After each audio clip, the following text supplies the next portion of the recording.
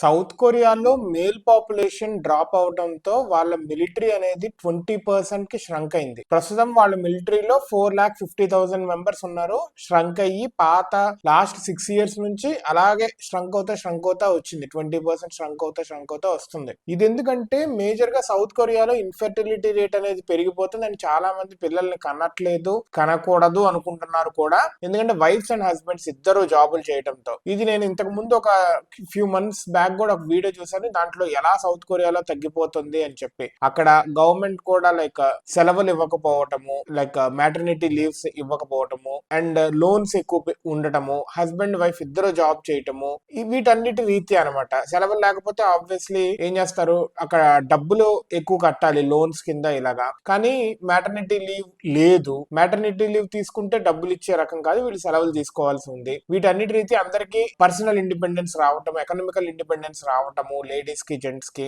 So వీటన్నిటి రీత్యా like modernisation రీత్యా అక్కడ చాలా మంది పిల్లలు కనట్లేదు అండ్ జనాభా కూడా 2050 కల్లా, ఆ వీడియోలో నేను చూసింది ఏంటంటే 2050 కల్లా సౌత్ కొరియాలో పాపులేషన్ ఉండరు, మొత్తం ముసలోళ్లే ఉంటారు, ఇంకెవరు ఉండరు యూత్ అనేది. ఎందుకంటే కంట మానేస్తున్నారు. That is the reason. అదే క్రమంలో ఇప్పుడు మిలిటరీకే మేల్ పాపులేషన్ లేకుండా అయిపోయింది అని చెప్తున్నారు.